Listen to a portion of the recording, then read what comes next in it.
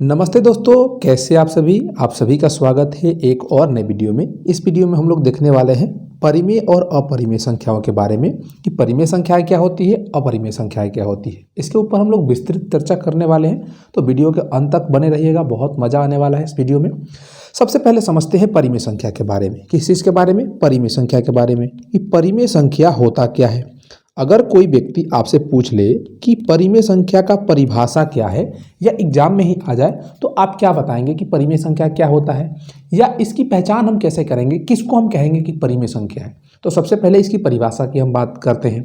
परिभाषा से पहले हम जान लेते हैं कि इसको हम लोग बोलते हैं रेशनल नंबर। इंग्लिश में इसको क्या बोलते हैं? Rational number. ये हो गया रेशनल नंबर। इसको हम संकेत रूप में किस प्रकार से लिखते हैं, तो इसका संकेत होता है क्यू। अब हम इसकी परिभाषा की बात करते हैं। अगर परिभाषा की हम बात करें तो कहा जाता है कि एक ऐसी संख्या जिसे हम p बट्टे क्यू के रूप में लिख सकते हैं, जहां p और q दोनों पूर्णांक हैं, उन्हें हम परिमेय संख्या कहेंगे। क्या कहेंगे? एक ऐसी संख्या जिसे हम p बट्टे क्यू के रूप में लिख सकते हैं, और ये p और q क्या है? दोनों क्या है? ये पूर्णांक हैं, पूर्णांक होने चाहिए, तथा जो q होगा, q का मान होगा, ये शून्य के बराबर नहीं होना चाहिए। शून्य के अलावा कोई भी पूर्णांक हो सकता है। तब हम कहेंगे कि वो संख्या क्या है? एक परिमेय संख्या है। जैसे उदाहरण के रूप में हम मानते हैं, हम मान लेते हैं कि p क्या है? p का मान 2 है, और एक q संख्या लेते हैं, दूसरा पूर्णांक, जो कि 5 है। तो p बट्टा q अगर हम लिखेंगे इस रूप में तो ये क्या हो जाएगा? 2 बट्टे का 5। 2 बट्टे 5 एक परिमेय संख्या है। इसको हमने कह दिया परिभाषा के अनुसार 2 बट्टे 5 एक परिमेय संख्या है, और वास्तविक बात यह है कि 2 बट्टे 5 एक परिमेय संख्या है। फिर एक बच्चे ने पूछा कि क्या किसी भी संख्या को जिसे हम p बट्टा q के रूप में लिख सकते हैं वो परिमेय संख्या होगा? मैंने कहा बिल्कुल होगा, लेकिन इसके साथ ये कंडीशन है कि जो p और q होना चाहिए वो पूर्णांक होना चाहिए, और q का मान शून्य के बराबर नहीं होना चाहिए। देखिए, शून्य भी एक पूर्णांक है, ये नहीं होना चाहिए q की जगह पे। ठीक है, एक और उदाहरण लेते हैं, समझते हैं। जैसे कि डाउट क्रिएट हो सकता है कि आपके मन में या अनेक बच्चों के मन में ऐसा प्रश्न उठ सकता है कि एक संख्या हम लेते हैं p बट्टे q के रूप में और ध्यान देते हैं। जैसे कि हम मान लेते हैं कि 0.5 बट्टा अगर मैं 2 लिखूं तो क्या ये परिमेय संख्या है? क्योंकि ये p बट्टे q के रूप का है। p बट्टे q, p का मान क्या है? 0.5 है, और q का मान क्या है? 2 है। लेकिन यहाँ पे शर्त ये है, आगे वाली चीज़ों को आपने ध्यान में नहीं दिया। यहाँ पे ये ध्यान देना है कि इस रूप का होना चाहिए। तो एक बच्चा कह रहा है ये तो पूर्णांक नहीं है, तो क्या ये अपरिमेय संख्या नहीं होगा? देखिए, बात यह है कि परिभाषा में हमने क्या कहा कि एक ऐसी संख्या जिसे हम p बट्टे q के रूप में लिख सकते हैं, अर्थात व्यक्त कर सकते हैं, वो किसी भी प्रकार से दिया हुआ हो। अगर सरलतम रूप में उसको करके हम p बट्टे q के रूप में लिखते, जहां p और q पूर्णांक हो और q शून्य के बराबर नहीं हो, तब उसको हम परिमेय संख्या बोलेंगे। तो अगर इसको हम सरल करें तो यहाँ पे सरल करके देखते हैं, तो 0.5 बट्टा 2 लिखा हुआ है। अगर ऊपर से दशमलव हटाएंगे तो इसको हम लिख सकते हैं 5 बट्टा 2 गुणे 10। ये कट जाएगा 5 से 2 बार में, यानी कि 1 बट्टा 4 हो जाएगा। अब इसकी तुलना कीजिए p और q से, p बट्टा q से, तो p का मान क्या आ जाएगा? 1 आ जाएगा। q का मान क्या आ जाएगा? 4 आ जाएगा। p और q दोनों पूर्णांक है, 1 भी पूर्णांक है, 4 भी पूर्णांक है, और 4 यानी q शून्य के बराबर नहीं है, अर्थात ये परिमेय संख्या है। तो इसके सरलतम रूप को, या कोई भी आपको संख्या दिया जाएगा, पूछा जाएगा कि परिमेय है कि नहीं है, तो सबसे पहले हम क्या करेंगे? उसे सरल रूप में लेके आएंगे, उसे p बट्टा q के रूप से तुलना करेंगे, देखेंगे कि p और q दोनों पूर्णांक है कि नहीं है। अगर दोनों पूर्णांक होंगे तब हम देखेंगे कि q शून्य तो नहीं है। अगर q शून्य नहीं होगा तो परिमेय संख्या है, वो किसी रूप में दिया रहेगा। कोई दिक्कत होना चाहिए क्या? कोई दिक्कत नहीं। अब इस चर्चा को आगे बढ़ाते हैं और सारी चीजें समझते हैं। एक दूसरा हम क्या करते हैं, दूसरा उदाहरण लेते हैं, इस चीज को और विस्तृत रूप से समझते हैं। हम क्या करते हैं कि एक संख्या p ले लेते हैं 13, और q का मान ले लेते हैं हम 7 के बराबर। क्या ले लेते हैं? 7 ले लेते हैं। अब हम अगर p बट्टा q लिखें इस चीज को, तो ये क्या हो जाएगा? 13 बट्टे 7। अब इस चीज को चाहे तो हम इस रूप में भी लिख सकते हैं, 1 पूर्णांक 6 बट्टे 7, इस रूप में भी इसको लिख सकते हैं। भिन्न का ये रूप होता है, तो 7 का 7 और 7 और 6 कितना हो जाएगा? 13 बट्टे 7, इस रूप में भी लिख सकते हैं, और कहेंगे कि ये परिमेय संख्या है। यहाँ हम 13 बट्टे 7 को परिमेय संख्या कहेंगे, तो इस संख्या को भी हम परिमेय संख्या कह सकते हैं। एक परिमेय संख्या को अलग अलग रूप में अगर हम व्यक्त कर देते हैं तो वो भी तो परिमेय संख्या ही होगा, बस उसे पहचानना है। अगर परिमेय संख्या आपको पहचानना है, किसी को बताना है, समझाना है, तो हम क्या करेंगे, उसे सरलतम रूप में लेके आएंगे, P बट्टे Q से तुलना करेंगे, भिन्न रूप में रहेगा तो P और Q के मान को देखेंगे कि दोनों पूर्णांक है कि नहीं है। Q का मान शून्य नहीं होना चाहिए, कह देंगे कि अगर शून्य हो जाएगा या उस रूप में नहीं आ पाएगा तो हम कहेंगे कि परिमेय संख्या नहीं है। ठीक है, अब देखिए इसी उदाहरण को और पिछले उदाहरण को लेते हैं। हम पीछे वाले उदाहरण को ले लेते हैं। ये क्या है, 2/5 है और 2/5 को यहाँ पे देखते हैं और इसको अन्य रूप में बदलते हैं। 2/5 को हम दशमलव रूप में बदलते हैं। 2/5 का दशमलव रूप क्या हो जाएगा, 0.4 हो जाएगा। 2/5 क्या है, एक परिमेय संख्या है, तो 0.4 इसका दशमलव प्रसार है, तो 0.4 भी क्या होगा, एक परिमेय संख्या होगा। तो परिमेय संख्या के अलग अलग रूप हमको दिख रहे हैं कि किन किन चीज़ों को हम परिमेय संख्या कह सकते हैं। अगर इसकी बात करें तो ये शांत दशमलव प्रसार है, दशमलव प्रसार की भी हम लोग बात करेंगे।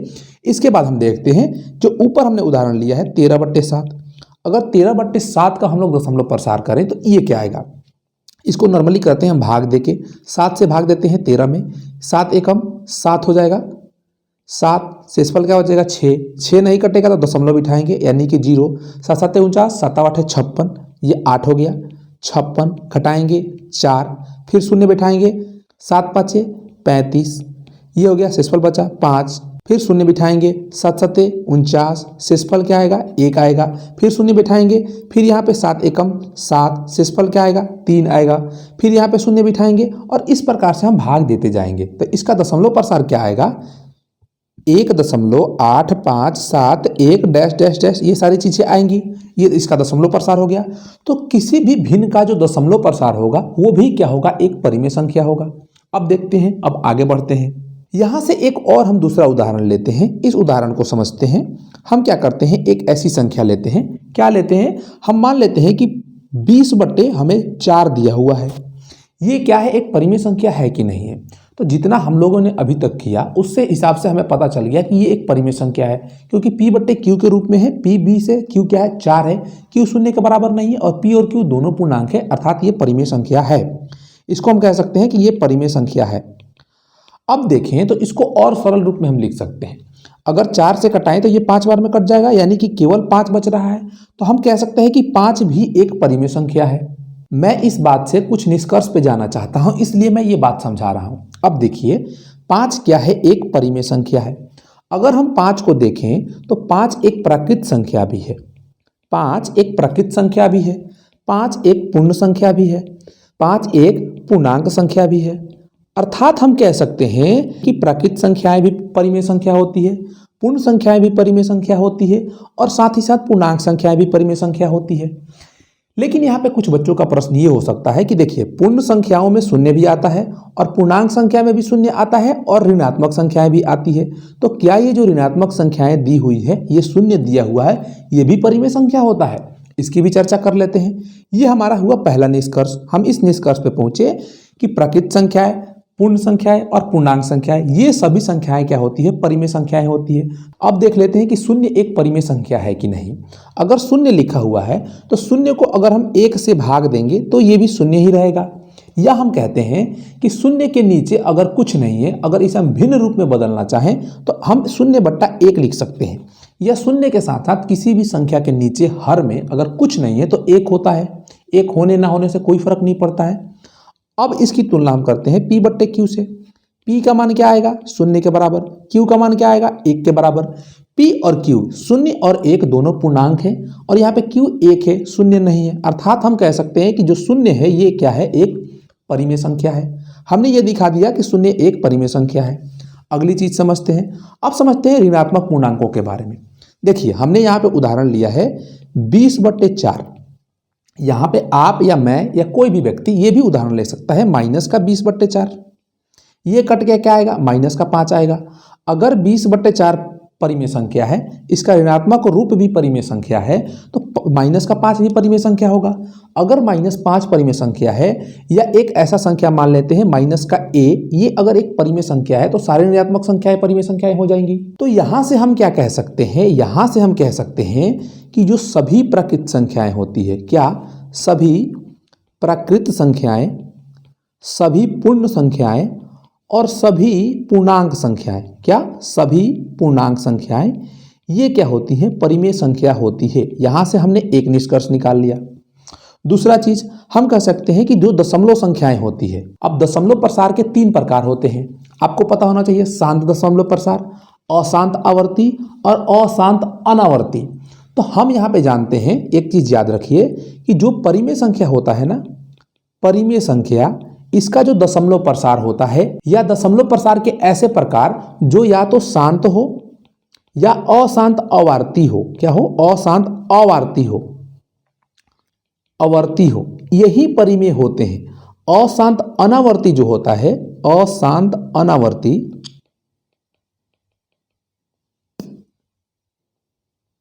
ये क्या होता है, या तो ये अपरिमेय संख्या का रूप होता है या इसको हम अपरिमेय संख्या बोलते हैं। यही 2 प्रकार होते हैं जो परिमेय संख्याएं होती है। यहां पे भी हम देख सकते हैं, ये क्या है, शांत दशमलव प्रसार क्या होते हैं कि दशमलव के बाद अंकों की संख्या सीमित रहती है, और अशांत में क्या होता है कि दशमलव के बाद जो अंकों की संख्या होती है वो सीमित नहीं रहती है। देखिए यहाँ पे सीमित नहीं है, आगे जाके ये एक दूसरे को दोहराएगा, आगे जाके ये अंकों को दोहरा रहा है, यानी कि एक ही अंक बार बार आ रहे हैं, तो उसको हम बोलते हैं अशांत आवर्ती। और अंक खत्म ही नहीं हो रहे हैं और ना एक दूसरे को दोहरा रहे हैं, तो वो हो जाता है अनावर्ती। और एक बात यहाँ पे और भी ध्यान दीजिएगा, अशांत को हम अनवसानी भी बोलते हैं। अशांत बोलिए या अनवसानी बोलिए, अनवसानी आवर्ती या अनवसानी अनावर्ती।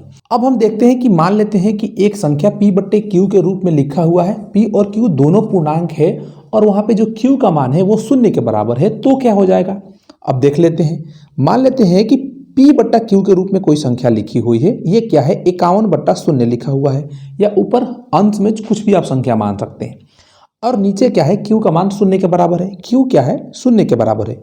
तो ये संख्या क्या कहलाएगी, इसको हम क्या कहते हैं, किसी भी संख्या में अगर आप 0 से भाग देते हैं तो ये क्या हो जाता है, अपरिभाषित हो जाता है, अपरिभाषित हो जाता है। तो आप समझ गए कि किसी भी संख्या के नीचे अगर हर में 0 रहेगा तो वो संख्या अपरिभाषित हो जाएगी, उसको हम परिमेय संख्या नहीं बोलेंगे। इसी कारण से जो p और q दोनों पूर्णांक हैं, उनके नीचे वाला जो हर है, q है, ये 0 के बराबर नहीं होता है। ठीक है, समझ गए। अब चलिए हम समझते हैं एक और चीज। कहा जाता है एक बात, क्या कहा जाता है सर जी, कहा यह जाता है कि अगर 2 परिमेय संख्याएं आपको दी हुई हैं, कोई से भी 2 परिमेय संख्याएं, क्या 2 परिमेय संख्याएं,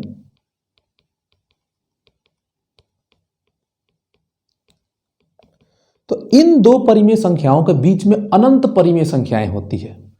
मतलब अगर मैं आपसे कहूं कि आपको 1 और 2 में बोलूं और कहूं कि इन दोनों के बीच में अनंत परिमेय संख्याएं हैं, तो आप क्या विश्वास करेंगे, कहेंगे कि कह रहे हैं तो मान ही लेंगे, लेकिन आप दिखाइए तो सही कि कैसे अनंत परिमेय संख्याएं होंगी। चलिए इस चीज को भी देखते हैं, कह के नहीं करके दिखाएंगे। चलिए इस चीज को हम लोग देखते हैं। अब देखिए 1 और 2 के बीच में हमारा 1.5 भी कहीं आएगा, 1.5 के बाद ही तो 2 आएगा ना, या इसको हम भिन्न रूप में लिखना चाहें तो हम 15/10, या इसको लिख सकते हैं 3/2, ये हो गया 3/2। इसी प्रकार से अन्य संख्याएं भी हम लिख सकते हैं। ये तो हमने 1 दिखाया, अब हम दूसरा तरीका अपना के आपको दिखाते हैं अनेक। कैसे दिखाएंगे, चलिए इस चीज को देखते हैं।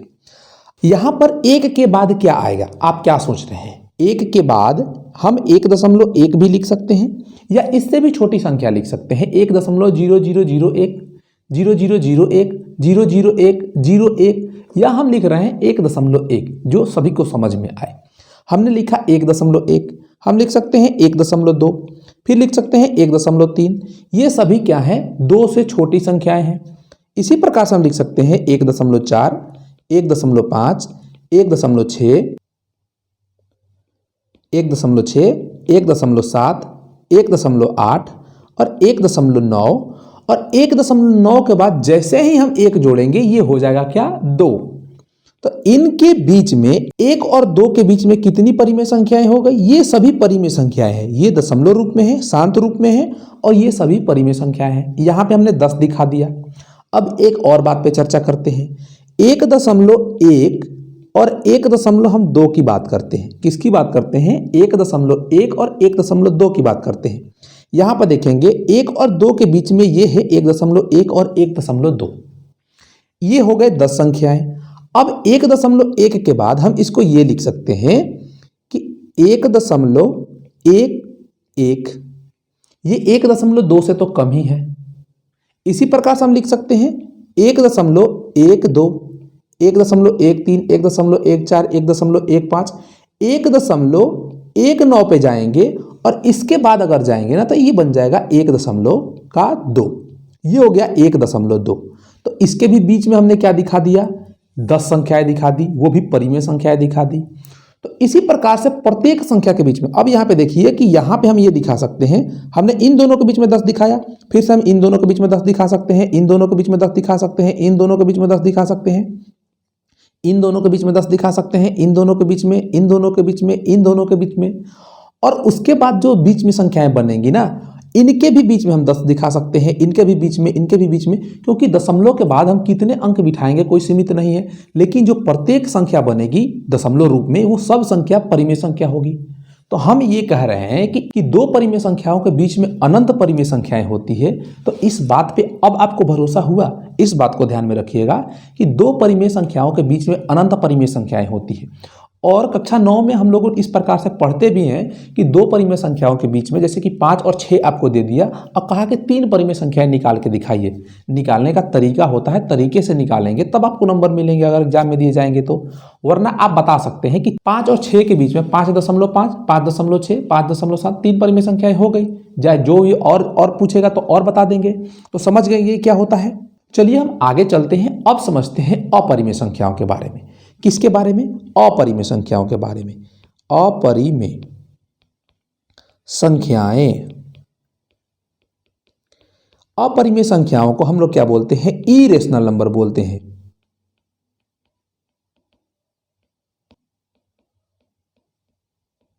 ठीक है, इसको हम लोग अगर निरूपण की बात करें तो इसको हम QC संकेत से निरूपित करते हैं और कहीं कहीं पे S से भी इसको निरूपित किया जाता है। अब इसकी हम परिभाषा की बात करते हैं। मान लीजिए आपसे एग्जाम में पूछ लिया जाए या कोई व्यक्ति आपसे पूछ ले अपरिमेय संख्या क्या होता है, इस चीज को आप बताएं, तो आप क्या कहेंगे? तो हम कहेंगे कि लीजिए परिभाषा सुन लीजिए, हमें याद रहेगा तभी तो बताएंगे। याद के साथ साथ हम यहाँ पे समझ रहे हैं कि हम किसको क्या बोलेंगे। परिमेय संख्या के लिए हमने परिभाषा तो पहले समझा, उसके बाद समझा कि किन संख्याओं को हम परिमेय संख्या कहेंगे या किसी सामने वाले व्यक्ति को हम समझा पाए। परिभाषा याद रहने से जरूरी और हमारा फोकस इस बात पे रहेगा कि हम चीज़ों को समझें। समझने के बाद परिभाषा टूटा फूटा या किसी प्रकार से हम सामने वाले को समझा सकते हैं। समझे रहेंगे तभी भी लिखेंगे, ठीक है। केवल परिभाषा याद रहने से नहीं होता है, आप नंबर ला लेंगे उस प्रकार से, लेकिन चीज़ें समझेंगे नहीं तो मज़ा नहीं आएगा पढ़ने में। चलिए हम अपरिमेय संख्या की परिभाषा की बात करते हैं। अगर इसकी परिभाषा की हम बात करें तो कहते हैं कि एक संख्या, कोई भी एक संख्या जिसे हम P/Q के रूप में व्यक्त नहीं कर सकते हैं, जहां P और Q क्या है? पूर्णांक है। क्या है? पूर्णांक है। और Q का मान यहां भी शून्य के बराबर नहीं होना चाहिए। तो वो कौन सी संख्याएं हैं जिन्हें हम P/Q के रूप में व्यक्त नहीं कर सकते हैं या उस रूप की वो नहीं होती हैं, उन्हें हम अपरिमेय संख्या कहेंगे। तो कहा जाता है कि √5, √2, √3 या √6 या पाई, ये सभी क्या है? अपरिमेय संख्याएं हैं। या अन्य संख्याएं जैसे कि हम कहें कि दशमलव, जैसे कि हमने यहाँ पे क्या देखा कि दशमलव प्रसार अपरिमेय संख्याओं का अशांत अनावर्ती होता है। तो अशांत अनावर्ती यहाँ पे देखते हैं। अशांत अनावर्ती क्या होता है? अगर मैं लिखूं तो मैं लिख सकता हूं कि 1.211 2111 2111 डैश डैश डैश, इसी प्रकार से ये दोहराता चले जाएगा और कभी खत्म नहीं होगा। संख्याएं अपने आप को नहीं दोहराएंगी। अगर यहाँ पे आप ध्यान देंगे तो किस रूप से बन रहा है कि 2 के बाद 2 1 है, यहाँ पे 2 के बाद 3 1 है, यहाँ पे 2 के बाद 4 1 है, इसी के बाद 2 के बाद हो सकता है कि फिर से 2 1 आ जाए या हो सकता है कि 5 1 आ जाए। कुछ भी यहाँ पे निश्चित नहीं है कि क्या आएगा, कुछ भी आ सकता है और ये कभी खत्म भी नहीं होगा। तो इस प्रकार के दशमलव प्रसार को हम क्या बोलते हैं? अशांत अनावर्ती बोलते हैं। और अशांत अनावर्ती प्रकार के जो दशमलव प्रसार होते हैं वो अपरिमेय संख्या के रूप में कंसीडर किए जाते हैं। तो आपका बात ये आएगा कि हम इन √5 को या √2 को या √3 को या जो संख्याएं रूट में है इनको हम अपरिमेय क्यों बोल रहे हैं या हम पाई को अपरिमेय क्यों बोल रहे हैं? देखिए, जब इनको हम रूट से बाहर निकालेंगे तो इनका भी जो दशमलव प्रसार आएगा ना वो अशांत अनावर्ती ही आएगा। अशांत अनावर्ती अपरिमेय होता है। इसे हम P/Q के रूप में नहीं लिख सकते हैं। आप कहेंगे कि यहाँ से दशमलव हटाइए, 1 लगाइए और जितने अंक होंगे उतना 0 बैठा दीजिए। आप कह सकते हैं, आपका विचार सही है, आप सही सोच रहे हैं, लेकिन बात यह है कि इसके दशमलव के बाद कितने अंक हैं हमें पता ही नहीं है। पता रहेगा तब तो हम शून्य बिठाएंगे भाई, पता ही नहीं है हमें, तो इसे हम p बट्टे क्यू के रूप में व्यक्त नहीं कर सकते हैं। और अपरिमेय संख्या का परिभाषा क्या है कि जिन संख्याओं को हम p बट्टे क्यू के रूप में व्यक्त नहीं कर सकते हैं वो अपरिमेय संख्याएं कहलाती है। और p और q दोनों पूर्णांक होना चाहिए और q का मान शून्य भी नहीं होना चाहिए। तो अगर हम इसे भिन्न के रूप में कर रहे हैं तो ऊपर जो संख्याएं हैं, अगर अब देखें तो दशमलव को ऊपर रहने देते हैं और नीचे हम 1 मान लेते हैं। अगर हमने नीचे 1 माना और ऊपर वाली संख्याओं को देखा तो देखिए ये p बट्टे क्यू के रूप में तो आ गया। मेन मुद्दा p बट्टे क्यू का नहीं है, मुद्दा ये है कि जो p और q होना चाहिए ये दोनों पूर्णांक होने चाहिए। बात यहीं पे फंस रही है, ये तो पूर्णांक नहीं है, इसलिए ये क्या है, अपरिमेय संख्या है। अब हम बात करते हैं पाई की, कि पाई को हम क्यों कहते हैं कि ये अपरिमेय संख्या है। अगर आपको पता हो तो पाई का मान क्या होता है। अगर आप वृत्त के बारे में पढ़े हैं तो वृत्त में हम पाई का मान 22/7 लेते हैं। क्या लेते हैं, 22/7 या लेते हैं 3.141। हम ऐसा लेके चलते हैं लेकिन एक्चुअली ऐसा होता नहीं है। पाई का मान 3.1415 डैश डैश डैश अनंत तक जाता है, यानी कि ये भी अनावर्ती ही होता है। क्या अनावर्ती होता है, अशांत अनावर्ती इसका दशमलव प्रसार होता है जब इसको हम इस प्रकार से लेते हैं। अब ये किस प्रकार से आता है इसको हम समझेंगे, लेकिन यहाँ पे समझिए कि इसको जब हम दशमलव रूप में लिखते हैं पाई का मान, ये अशांत अनावर्ती आता है। अशांत अनावर्ती फिर से क्या हो गया, अपरिमेय संख्या हो गया, इसलिए हम पाई को अपरिमेय संख्या मान के चलेंगे, इसलिए हम पाई को अपरिमेय संख्या कहते हैं। अब देखिए यहाँ पे आपका प्रश्न ये भी उठ सकता है कि हम √5 को, अगर √5 को लें तो √5 को हम लिख सकते हैं 5/1। ये तो p बट्टे क्यू के रूप का है। अगर इसकी तुलना हम p बट्टे क्यू से कर रहे हैं तो ये क्या हो जाएगा, p को हम लिख सकते हैं √5 और q का मान 1 आ जाएगा। यहाँ पे हम देखेंगे तो p जो है ये पूर्णांक नहीं है, √5 पूर्णांक नहीं होता है। हमने कहीं पूर्णांक में √5 नहीं पढ़ा है, तो ये क्या हो गया, p बट्टे क्यू के रूप में हुआ, लेकिन ये p और q पूर्णांक नहीं हुए, तो ये फिर से कहेंगे कि ये अपरिमेय संख्याएं हैं। अब किसी बच्चे का ये प्रश्न उठ सकता है कि क्या कोई भी संख्या, जैसे कि हमने यहाँ पे लिखा है √2, √5, √3, √6, क्या कोई भी संख्या जो रूट में रहेगी उसको हम अपरिमेय संख्या बोल देंगे। देखिए प्रश्न बहुत अच्छा है, लेकिन इसका आंसर है कि नहीं। किसी भी संख्या को अगर हम रूट में लिख रहे हैं इसका मतलब ये नहीं है कि वो अपरिमेय संख्या है। तो क्या है, इस चीज को समझाइए। जरूर समझाएंगे, समझिए। देखिए स्थिति नंबर 1, इसमें हम समझते हैं कि कोई भी संख्या, मान लेते हैं कि a एक संख्या है और ये रूट में है, तो ये क्या होगी, ये परिमेय संख्या, इसको हम लिखेंगे कि अपरिमेय लिखेंगे। अब आपका कंफ्यूजन है कि इसको हम लिखेंगे तो कहेंगे क्या, परिमेय कहें कि अपरिमेय कहें। तो यहाँ पे मैं कह रहा हूं कि यदि a एक पूर्ण वर्ग संख्या है, अगर पूर्ण वर्ग संख्या है तो ये क्या होगा, परिमेय संख्या हो जाएगा। अगर पूर्ण वर्ग संख्या नहीं है तो क्या होगा, अपरिमेय हो जाएगा। क्या होगा, अपरिमेय हो जाएगा। अब बात आती है कि पूर्ण वर्ग संख्या क्या होती है। इस बात पे हमारा मुद्दा अटक रहा है कि पूर्ण वर्ग संख्या होती क्या है। तो पूर्ण वर्ग संख्या को समझिए। एक संख्या कोई भी मान लीजिए, आपके मन में कोई भी एक संख्या आ रहा है उसको मान लीजिए। हमने मान लिया कि 5 एक संख्या आ रहा है हमारे मन में, तो 5 का इसी के साथ गुणा कर दीजिए तो क्या आएगा, 25 आएगा। 25 एक पूर्ण वर्ग संख्या है, अर्थात अगर मैं इसको कहूं तो किसी भी संख्या का स्वयं से गुणा करने के बाद जो संख्या प्राप्त होगा उसको हम क्या कहते हैं, पूर्ण वर्ग संख्या कहते हैं। जैसे आपके मन में यह भी प्रश्न आ सकता है कि क्या मैं 25 से 25 का गुणा कर दूं तो क्या आएगा, 625 आएगा। तो 625 भी एक पूर्ण वर्ग संख्या है क्या, तो बिल्कुल 625 भी एक पूर्ण वर्ग संख्या है। यहाँ पे कैसे होता है कि ये अगर पूर्ण वर्ग संख्या है तो ये परिमेय संख्या कहलाएगा। अगर हम ले रहे हैं कि a बराबर 9 है, 9 एक पूर्ण वर्ग संख्या है, तो 9 को अगर हम रूट में लिखेंगे, रूट का 9, तो ये क्या बन जाएगा, इसको हम लिख सकते हैं 3 गुणे का 3 और 1 3 क्या आ जाएगा, बाहर आ जाएगा। इसको सरलतम रूप में हमने किया तो सरलतम रूप में इसे हम देख रहे हैं तो 3 एक परिमेय संख्या है। तो पूर्ण वर्ग संख्या जब रूट में होगी तो परिमेय संख्या होगी, अगर पूर्ण वर्ग संख्या नहीं होगी और वो संख्या रूट में होगी तो अपरिमेय संख्या होगी। समझ गए। इसी प्रकार से पूर्ण घन भी होता है। घन का मतलब कि अगर 3 ले रहे हैं हम संख्या तो 3 को 3 बार आपस में गुणा कर देते हैं तो क्या आएगा, 27 आएगा। तो 27 एक पूर्ण घन संख्या हो गया। अगर करनी में इस प्रकार से 27 लिख दिया जाए, 27 और यहाँ पे 3 लिख दिया जाए तो बाहर 3 आ जाएगा, तो ये परिमेय संख्या हो जाएगा। अगर इसी प्रकार से मैं इसको लिख दूं 5 और ये, तो ये पूर्ण वर्ग संख्या नहीं है 5, तो 5 पूर्ण घन संख्या नहीं है तो ये बाहर नहीं आएगा, तो ये क्या हो जाएगा, अपरिमेय संख्या हो जाएगा। अपरिमेय संख्याओं के और परिमेय संख्याओं के अनेक उदाहरण होते हैं। इसका विस्तार बहुत बड़ा है, तो जगह जगह पे हमें संख्याएं मिलेंगी, अनेक प्रकार के उदाहरण मिलेंगे, तो वहां पे हम समझेंगे कि कौन सी संख्या परिमेय है, कौन सी अपरिमेय है। यहाँ पे मैं आपको एक ट्रिक दे देता हूं कि आपसे अगर प्रश्न पूछा जाए परिमेय और अपरिमेय संख्याओं के बारे में, तो सबसे पहले उन्हें सरलतम रूप में करना है, उसके बाद हमें बताना है कि वो संख्या परिमेय है कि अपरिमेय है। सरलतम रूप में लाके उसके परिभाषा से हम उसको जांचेंगे कि वो परिमेय संख्या है कि अपरिमेय संख्या है। ठीक है, जैसे यहाँ पे हम इस चीज को समझ लेते हैं।